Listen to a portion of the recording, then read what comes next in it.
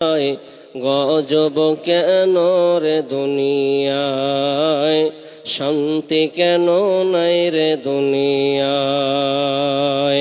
হে ভাবক ভেবে দেখো, বসে নিরালায়, গজব কেন রে দুনিয়ায়, শান্তি কেন নাই রে দুনিয়ায়। নামাজ রোজার ধার ধারে না, সত্য কথা কেউ বলে না। নামাজ রোজার ধার ধারে না, সত্য কথা কেউ বলে না। মিথ্যা আর চুগলখড়ি করিয়া বেড়ায়, গজব কেন রে দুনিয়ায়, শান্তি কেন নাই রে দুনিয়ায়। অফিসগুলি ঘুষে গরম, অফিসারদের নাই শরম। অফিসগুলি ঘুষে গরম, অফিসারদের নাই পার্টির লোক দেখলে তারা ঘুষের হাত বাড়ায়। গজব কেন রে দুনিয়ায়, শান্তি কেন নাই রে দুনিয়ায়। জালেম অত্যাচারী যত, জমির আল কাটে শত। জালেম অত্যাচারী যত, জমির আল কাটে শত। অন্যের জমি ছোট করে নিজেরটা বাড়ায়। গজব কেন রে দুনিয়ায়, শান্তি কেন নাই রে দুনিয়ায়। মাথায় কাপড় দেয় না নারী, পিঠে বুকে দেয় না শাড়ি। মাথায় কাপড় দেয় না নারী, পিঠে বুকে দেয় না শাড়ি। বেহায়া বেশরম নারী চলে বেপরদায়। গজব কেন রে দুনিয়ায়, শান্তি কেন নাই রে দুনিয়ায়। হুযায়ফা রাদিয়াল্লাহু তাআলা আনহু তিনি বর্ণনা করছেন, ইয়াকুলু কানান নাসু ইয়াসআলুনা রাসূলুল্লাহ সাল্লাল্লাহু আলাইহি ওয়াসাল্লাম আনিল খায়র। হুযায়ফা রাদিয়াল্লাহু তাআলা আনহু তিনি বর্ণনা করছেন, বিশ্বনবীর কাছে লোকেরা মঙ্গল সম্পর্কে, ভালাই সম্পর্কে, কোনখানে কল্যাণ আছে, কোনখানে ভালো আছে, এই সম্পর্কে বিশ্বনবীর কাছে জিজ্ঞাসা করতেন। সাহাবীরা বিশ্বনবীকে মঙ্গল সম্পর্কে জানার চেষ্টা করতেন। কিন্তু আমি হুযায়ফা রাদিয়াল্লাহু তাআলা আনহু আমি বিশ্বনবীকে জিজ্ঞাসা করতাম, ওয়া কুনতু আসআলুহু আনিল খায়র। বিশ্বনবীর কাছে হুযায়ফা রাদিয়াল্লাহু তাআলা আনহু তিনি বর্ণনা বলতেন, ইয়া রাসূলুল্লাহ, আমরা ছিলাম অন্ধকারের যুগে। হুযায়ফা রাদিয়াল্লাহু তাআলা বলছেন, আমি বিশ্বনবীকে বেশিরভাগ সময় জিজ্ঞাসা করতাম যে কোনটা অমঙ্গল আছে, কোনখানে খারাপ আছে, কোনখানে খারাপ থেকে আমি বেঁচে যাব, কোনখানে ওই খারাপ থেকে আমি কেমন করে সংশোধন করে নেব, কোন জামানাটা কেমন কি ঘটবে, এগুলো ব্যাপারে আমি বিশ্বনবীকে আমি জিজ্ঞাসা করতাম। একদিন আমি নবীকে জিজ্ঞাসা করলাম, ফাকুলতু ইয়া রাসূলুল্লাহি ইন্না কুননা ফি জাহিলিয়াতিন ওয়া শাররি। ও দয়ার নবী গো, আপনি বলেন আমরা ছিলাম জাহিলিয়াতের যুগে, আমরা ছিলাম অন্ধকারের যুগে, আমরা ছিলাম জাহিলিয়াত একদম খারাপ একটা যুগে অবস্থান করছিলাম। বিশ্বনবী, আমরা একটা খারাপ যুগে অবস্থান করছিলাম, কিন্তু আমরা এমন একটা যুগ একটা সময় পেলাম, আমরা আপনাকে পেয়ে সন্তুষ্ট হয়ে গেছে। তার মানে এই যে যুগ ইসলাম, দিন ইসলামকে আমরা পেয়ে সন্তুষ্ট হয়ে গেছি।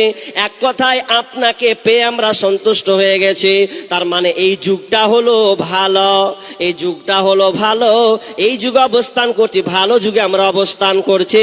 কিন্তু বিশ্বনবী আপনি বলুন, আমরা যে এখন ভালো যুগে অবস্থান করছি, এমন একটা কি সময় আসবে যে আমার পরে যে সময়টা হবে এই যুগটা ভালো হবে না খারাপ হবে? ফাহাল বাদা দাম ফাহাল ফাহাল বাদা হাদাল খায়র আনিশ শাররি খায়র আনিশ শার মিন শাররি, আমরা যে ভালো যুগের মধ্যে আছি এই ভালো যুগের পরে কি মিন শাররি খারাপ যুগ একটা কি আসবে? বিষ্ণু বলেন ক্বালা নাম, হ্যাঁ সাহাবী, আমরা যে ভালো যুগে অবস্থান করছি এই যুগটার পরে একটা খারাপ যুগ অবস্থান করবে, খারাপ যুগ একটা আসবে। আবার হুযায়ফা রাদিয়াল্লাহু তাআলা জিজ্ঞাসা করলেন, ইয়া রাসূলুল্লাহ, এই খারাপ যুগটার পরে কি ভালো যুগ আসবে? এরপরে কি ভালো যুগ আসবে?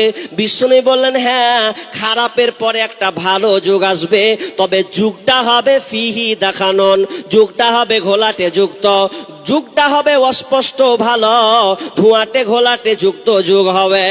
সাহাবী আবু হুযায়ফা বুঝতে পারলেন না, ইয়ার ফিওয়ামা দেখানুহু, ইয়া রাসূলুল্লাহ দেখানুহু, তার মানে ঘোলাটে যুক্ত এটা আবার কেমন কে, এই অস্পষ্ট ধোঁয়াটে এটা আবার কেমন কে, এই যুগটা তো আমরা বুঝতে পারলাম না।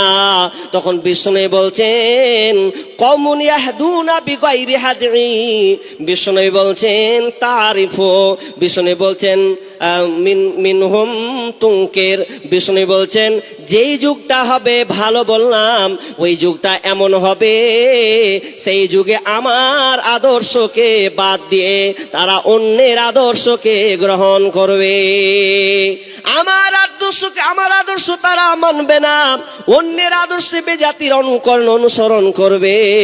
এমন একটা যুগ আসবে ওই যুগটাতে ভালো মন্দ দুটাই যেন মিশে থাকবে। যুগটা এমন একটা অবস্থান হবে আমার সুন্নাহকে বাদ দিয়ে, আমার আদর্শকে বাদ দিয়ে মানুষ বেজাতির অনুসরণ করবে। আচ্ছা, যুগটা আছে না নাই? কথার প্রতি অ্যাট্রাকশন হন। একটা যুগ খারাপ, একটা যুগ ভালো, খারাপ হলো ভালো পেলাম, খারাপ আসবে আবার ভালো, তো ভালো যুগটা এমন হবে যে যুগটাতে ভালো মন্দ একাকার হয়ে যাবে, আমার আদর্শকে মানুষ গ্রহণ করবে না, অন্যের আদর্শ লালন পালন করবে। আপনাকে কতগুলো গুনবো? আচ্ছা, আপনাদের একটা কথাই বলি, সামনে একটা তারিখ আছে 25শে ডিসেম্বর, আছে না নাই? 25শে ডিসেম্বর ক্রিসমাস ডে, আছে না নাই? ক্রিসমাস ডে, এই যে হ্যাপি ক্রিসমাস ডে অর্থাৎ বড়দিন, এ বড়দিনকে লক্ষ্য করে কিছু মানুষ, কিছু মুসলমানের ভাইয়েরা তারা এই বড়দিনকে উদযাপন করে। ভালো করে লক্ষ্য করুন, ক্রিসমাস ডে বড়দিন 25শে ডিসেম্বর শেষের দিকে যখন আসে এই তারিখে মানুষ কি করে? আনন্দ উল্লাস করে, ফুর্তি করে। আচ্ছা, আপনারা বলুন, এটা কি নবীর দেওয়া আদর্শ? নবী তো এটা দেননি, তাহলে আপনি খ্রিস্টানদের অনুসরণ করছেন। এই ক্রিসমাস ডে কত বড় ভয়াবহতা! এই ক্রিসমাস ডে, ক্রিস কাকে বলা হয়? যিশু খ্রিস্টকে। আর মাস, এটা একটা জন্মকে বলা হয়।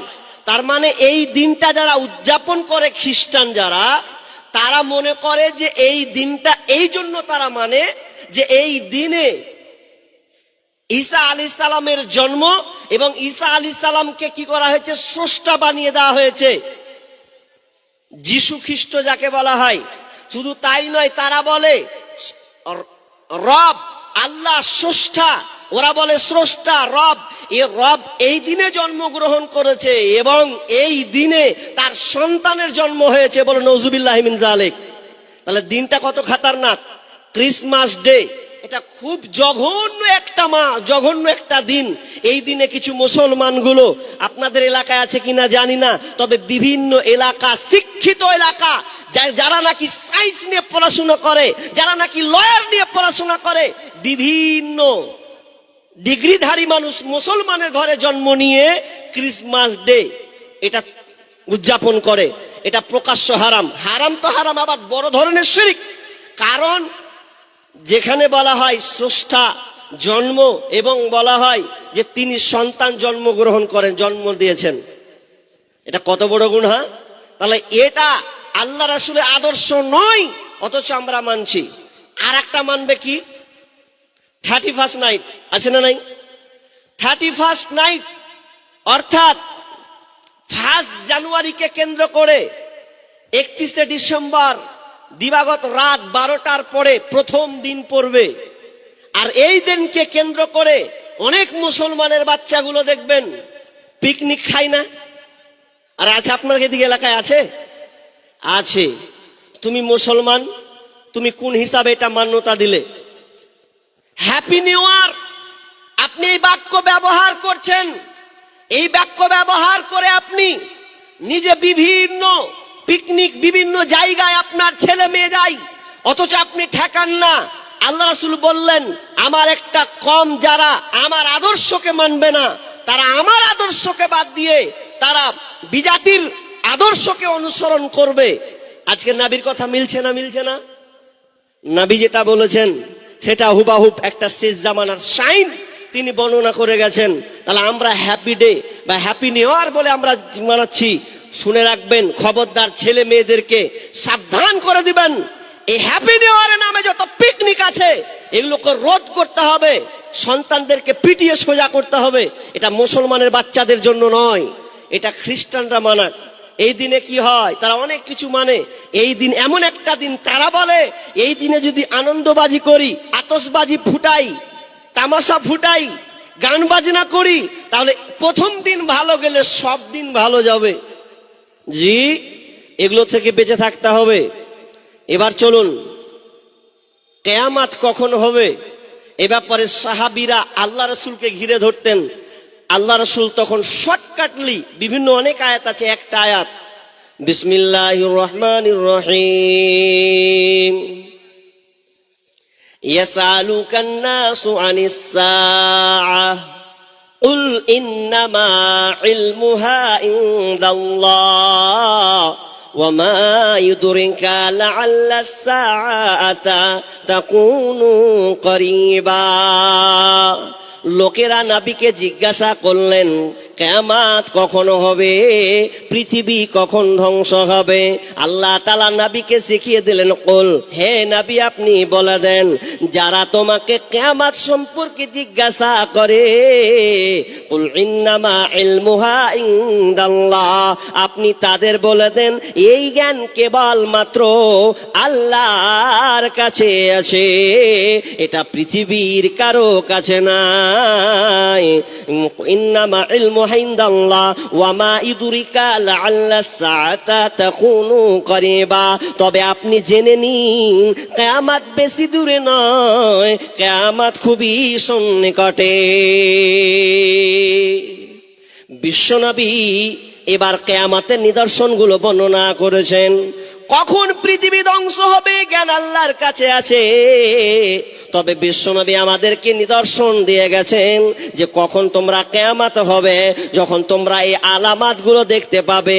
যে আলামতগুলো আমি আপনাদের সামনে বর্ণনা করব, এই আলামতগুলো হচ্ছে ছোট একটা সিগন্যাল দেওয়ার মতন একটা আলামত সাইন তিনি বর্ণনা করেছেন। বিশ্বনবী 1 নম্বর বলেছেন, ইযা তুখিদাল ফাইয়ুদু আলান ওয়াল আমানাতু মাগনামান ওয়াজ যাকাতু মাগরামা ওয়া তুল্লিমা লিগাইরি দিন। 1 নম্বরে বিশ্বনবী বলেছেন, ইযা তুখিদাল ফাইয়ুদু আলান, যখন তোমরা দেখবে জনসাধারণের মালকে সরকার বরাদ্দর টাকাকে নেতারা লুটে লুটে খাবে, তোমরা 1 নাম্বার আলামত দেখতে পাবে রে, নেতারা জনসাধারণের মালকে লুটে লুটে খাবে। আচ্ছা, এটা চলছে কি চলছে না? কথা উত্তর দেন। কালেকশন শুরু করে দেবো, আর যদি করেন তো বায়ান করবো না। আমি তুই একটা কথা বলে তাহলে আদায় করছি। কপাল খারাপ, কোনো জায়গায় আলোচনা করতে পারি না। মাশাআল্লাহ, কালেকশন শুরু করতে বলছে, দোষটা কার, আমার না আপনার, খেয়াল জানে। যাক, আর বক্তা মনে হয় নেই, বাংলা মুকাররির নেই নাকি, মনে না নেই? তাহলে একজনই আমি, তাহলে তো আর কি আপনাদের কি কোরআন হাদিস থেকে শোনাবো? শুরু করলাম সবে মাত্র। তো কালেকশন শুরু করে দিই ইনশাআল্লাহ। যেহেতু সময় কম বিধায় আলোচনা আপনাদের শোনাতে পারবো না, তবে কিছু একটা কথা বলি, তারপর কালেকশনের দিকে যাই। আপনারা জানেন এই জলসা কবরস্থান, যেই কবরস্থান যেখানে সকলকেই ঘুমাতে হবে, কেউ বাদ যাবে না, সবাইকেই ঘুমাতে হবে। আসল ঠিকানা, আসল ঘর। আপনি যখন মারা যাবেন, ভালো করে শুনবেন, একটু দাঁড়ান, একটু ধৈর্য ধরেন।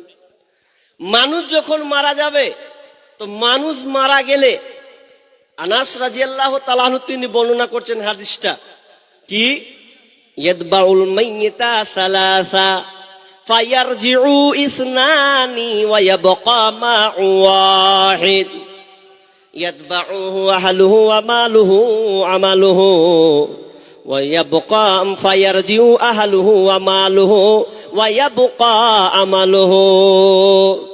বিশ্বনবী বলেন, মানুষ যখন মারা যায় তার সঙ্গে তিনটা জিনিস যায়, তিনটা জিনিস তার সঙ্গে শরীক হয়, তার সঙ্গে একসঙ্গে যায়। ফায়ারজিউ ইসনানি, তবে দুইটা জিনিস তার সঙ্গে ফিরে চলে আসে। একটা হলো ইয়াতবাউহু আহলুহু ওয়া মালুহু, আহলুহু ওয়া মালুহু, আহাল এবং মাল তার সঙ্গে যাবে না। তার বাপ গিয়েছে, ভাই গিয়েছে, বন্ধু গিয়েছে, চাচা গিয়েছে, প্রতিবেশী গিয়েছে, সবাই আপনার লাশকে কাঁধে বহন করে কবরস্থান পর্যন্ত তারা নিয়ে গেছে। তবে যখন আপনাকে দাফন কাফন করে দেবে, 3 হাত মাটির তলায় যখন আপনাকে শুইয়ে দেবে, শুইয়ে দেওয়ার পর তারা ওপরে একটা চাটিয়ান, তারা একটা বাঁশের খুঁটাগুলোকে, ছোট ছোট বাঁশগুলোকে কেটে দিয়ে আপনার কবরে যেখানে আপনি শুবেন তার উপরে আপনাকে ঢেকে দেওয়া হবে এবং তার চাটাই চাপিয়ে দেওয়া হবে। চাটাই চাপিয়ে দেওয়ার উপরে একটা মাটি আপনার উপরে চাপিয়ে দেওয়া হবে। এমন একটা সময়, যে সময়টা আপনাকে কবুল করে নিতে হবে, কোনো কায়দা নাই। কারণ প্রত্যেক মানুষকে কবরে যেতে হবে। এটা হলো কবরের প্রথম মঞ্জিল। পরকালের প্রথম মঞ্জিল হলো কবর, আর দুনিয়ার প্রথম মঞ্জিল হলো মায়ের পেট। মায়ের পেট থেকে দুনিয়ার হলো মা। আর আলামে আরওয়া প্রথমে ছিলাম। এই আলামে আরওয়া একটা জগৎ, রুহু জগৎ বলে একটা জায়গা আছে। ওই জায়গাতে আমরা ওখানে ছিলাম। ওখান থেকে আল্লাহ আমাদের মায়ের জগতে নিয়ে এসেছেন। আর মায়ের পেট থেকে দুনিয়া জগতে আমরা সূচনা, মায়ের পেটে সূচনা শুরু হয়েছে। এরপরে দুনিয়ার জগতে আমরা আলো পেয়েছি, দুনিয়ায় চলাচল, জিন্দেগি সব কিছু পেয়েছে। এবং এই জিন্দেগিটা রুহু যখন আত্মা জানকে কবুজ করে নিয়ে যাওয়া হবে, আত্মা যখন আপনার প্রাণ পাখিটা উড়ে যাবে, সেদিন আপনার সব নিশ্চিত হয়ে যাবে। আপনি শুয়ে থাকবেন, সন্তান সন্ততি কানবে, ডানেতে কাঁদিবে মাতা, বামেতে পরম পিতা, পদতলে প্রেয়সী, অঝর নয়নে রে, ছাড়িয়া ভবের ভব যাইবি কেমনে, মালাকুল মউত আসিয়া বলিবে চল হে মরণে। মরে গেলেন, দাফন কাপন হয়ে গেল, দুইটা জিনিস আসবে, আহাল আর একটা হলো মাল। মাল বলতে বোঝায় আপনাকে যেগুলো দিয়ে, চাদর দিয়ে, খাটলিয়া দিয়ে, বিভিন্ন দিক দিয়ে আপনাকে ঢেকে নিয়ে যাওয়া হয়েছিল কবরস্থানে, ওইখানে সম্পূর্ণ আপনাকে থেকে সবাই চলে আসবে। বন্ধুরে আমার, ও আমালুহু ওয়া ইয়াবকা আমালুহু, তবে শেষে একটা আমাল আছে, এর সঙ্গে তো আপনার কোনোদিন আপনাকে ছেড়ে কোনো কথা বলবে না। ওই আমলটা কে? ওই আমলটা হলো নামাজ, ওই আমলটা হলো রোজা, ওই আমলটা হলো দান সাদাকা। আপনি দান সাদকা ভালো ভালো যে নেকিগুলো করবেন, ওইগুলো আপনার সঙ্গে থাকবে। বাকি দুনিয়ার জন্য আপনি যত মারামারি ধোপাধাপি এত সময় ব্যয় করছেন ছেলে মেয়েদের জন্য, এগুলো সময়ের ক্ষণিকের জন্য, ওরা কেউ আপনার সঙ্গী হবে না। একলা জীবন, একলা মরণ, একলা চলতে কিসের ভয়, এই দুনিয়ার মানুষগুলো কেউ তো কারো নয় গো, এই দুনিয়ার মানুষগুলো কেউ তো কারো নয়, স্বার্থ ছাড়া কেউ চলে না, মনের কথা কেউ বুঝে না, স্বার্থ ছাড়া কেউ চলে না, মনের ব্যথা কেউ বুঝে না, কারো দুঃখ দেখলে আবার করে দুঃখীর অভিনয়, এই দুনিয়ার মানুষগুলো কেউ তো কারো নয়, এই দুনিয়ার মানুষগুলো কেউ তো কারো নয়, যে বুঝবে তোমার মনের কথা মুছে দেবে সকল ব্যথা, যে বুঝবে তোমার মনের কথা মুছে দেবে সকল ব্যথা, সে আল্লাহর সাথে বলো কথা, থাকবে না কোনো ভয়, এই দুনিয়ার মানুষগুলো কেউ তো কারো নয় গো, এই দুনিয়ার মানুষগুলো কেউ তো কারো নয়, একলা জীবন একলা মরণ, একলা চলতে কিসের ভয়, এই দুনিয়ার মানুষগুলো কেউ তো কারো নয়। আপনি যেদিন মারা যাবেন আপনার নাম হবে লাশ, আর আপনাকে নাম বলবে না, বলবে মুখের লাশটা কোথায় কখন দাফন হবে। আর আপনি যখন মরে যাবেন তো মরার সময় 1 মাস 1 দিন 2 দিন 1 মাস 1 বছর এ করতে করতে আপনাকে সবাই ভুলে যাবে, আপনার কথা কেউ মনে রাখবে না, কারণ আপনি দুনিয়াতে আপনার প্রয়োজন ছিল, মায়ের প্রয়োজন ছিল, বাপের প্রয়োজন ছিল, ভাইয়ের প্রয়োজন ছিল, স্ত্রীর প্রয়োজন ছিল, ছেলের প্রয়োজন ছিল, আর আপনি নাই তো প্রয়োজন নাই। অতএব আপনি কবরে যখন ঘুমাবেন তখন আপনার সঙ্গে আমালটা থাকবে, এছাড়া আপনার কোনো বাঁচার কোনো উপায় থাকবে না। অন্ধকার কবরে আপনি থাকবেন, আপনি একটাবার ভাবেন আপনি ঠান্ডার মৌসুমে আপনি লেপ ছাড়া থাকতে পারেন না, লেপ না হলে আপনি কনকনে শীতে কাঁপন শুরু হয়ে যায়। একবার ভাবেন তো বন্ধুরে আমার, আপনাকে যখন কবরে রাখা হবে তখন আপনাকে কোনো লেপ কাটা থাকবে না, শুধু পরনে একটা সাদা কাফন থাকবে, পরনে শুধু সাদা কাফন থাকবে। তার মানে আপনাকে সংকেত দেয় তুমি এসেছিলে উলঙ্গ হয়ে, কবরে যাবে তুমি উলঙ্গ হয়ে, তুমি যতগুলো মাল নিয়ে এসেছিলে আল্লাহ তোমাকে দিয়েছে, আসলে তোমার ওই মাল নয়, ওগুলো মাল হলো ওয়ারিসের মাল। এই মাল ধন ছিল তোমারও দাদার, সে মরে গিয়ে হয়েছে তোমার বাবার, বাপের মালেতে তুমি ওয়ারিস হইলে, কাল ছেলে ওয়ারিস হবে তুমি মরে গেলে। ধন ধন করিও না ধন অপরজন, মরিলে তোমার সাথে যাবে না কধন, ধন ধন অপরজন না রহে কাহার, অপরে তোমার মালে উড়াবে বাহার। আজ তুমি পরিতেছ রেশম পশম, কালকে পরিতে হইবে মরণের কাফন। একা অন্ধকারে ছিলে মায়েরই কুদরে, একা ফের যেতে হবে গোর অন্ধকারে। শাহ সেকেন্দার বাদশা মরিবার কালে এই